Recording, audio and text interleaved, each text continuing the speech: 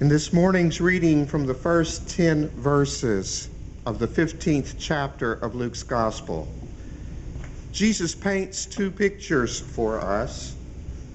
One of a shepherd who has lost one of his sheep and who recklessly abandons his flock until he finds the lost sheep. And the other of a woman who has lost one of her 10 coins and searches the house over for it. I want to focus on the first story, the story about the lost sheep. If you come from a church background, you may be familiar with the story. You may have heard it in Sunday school as a child. You may have heard it preached from the pulpit. If you've heard it from the pulpit, you've probably heard it preached from a variety of angles. As I sat with the story, I wondered from which angle this morning's sermon would be. I could talk about the shepherd, the extravagant, reckless love of the shepherd of the lost sheep. A love so amazing that the shepherd even leaves the 99 sheep unattended while he roams the countryside in search of the one lost sheep. We know that shepherd is God, and that shepherd's love is the extravagant love that God has for each of us. I could talk about the celebration at the end of the story, a festival in which friends share in the joy of the shepherd, neighbors singing and dancing because the lost sheep is in fact valuable. It is not just one among many. It is important in the eyes of the shepherd as well as the village. And its return is worth throwing a party for.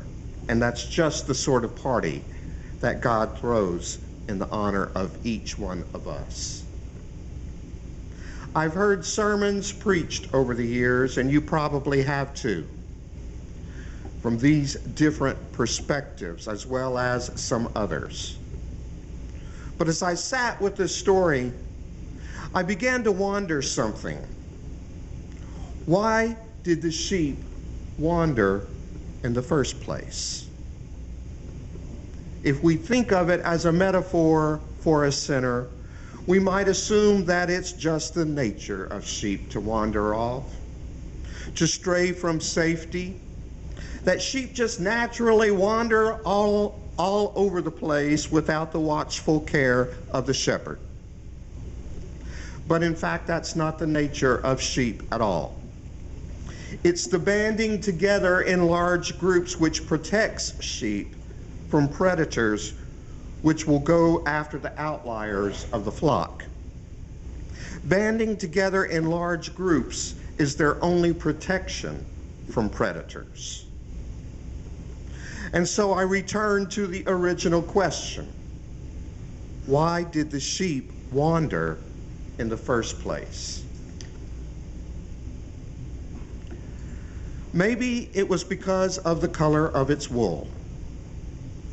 Although some breeds of sheep produce natural colors such as black, brown, silver, and random mixes, creamy white is more desirable in the commercial market because it can be dyed any color. Was the wanderer maybe a dark-wooled sheep that just didn't feel like it belonged to the rest of the flock? Maybe it didn't feel valued because of the color of its wool. Maybe it thought it might go off in search of a flock where the color of wool wasn't important, a place where wool color just didn't matter. Not necessarily a flock where all the sheep had dark wool, but maybe a multicolored flock, one where all the colors of wool were welcome. People who band together to worship God are like this morning's flock of sheep. And unfortunately, sometimes members get confused over what is important about a person. They think that what is on the outside matters. But the color of our skin or the appearance of our clothes does not matter to God, and it shouldn't matter to us. It's what's inside of each of us that matters, not the color of our wool.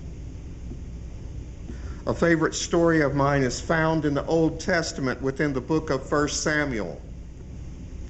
And in the story, the prophet Samuel was appointed to anoint the person who would succeed King Saul.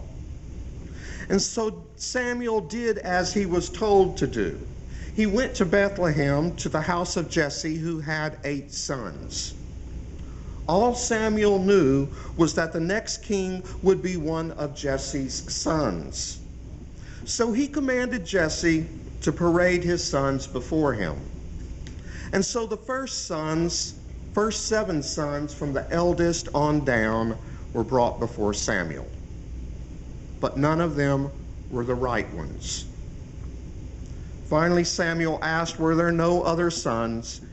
And Jesse grudgingly admitted that there was the youngest, who was quite the pretty boy, not at all the sort of person one would expect to be kingship material, and who was at the moment keeping the sheep. But Samuel commanded that he be brought forth, and sure enough, it was David who would be the next and greatest king of Israel. The reason I like this story is because each of the elder, more likely candidates were brought forth, and Samuel thought to himself, surely God's anointed is now before God. But God's answer to Samuel was, don't look on the outward appearance. God does not see as mortals see. They look on the outward appearance, but God looks on the heart. If the flock allowed the sheep to wander away because of the color of its wool, they had forgotten to look on the heart. We all need to remember that the heart is what matters, not the skin color or the clothes or the jewelry we wear.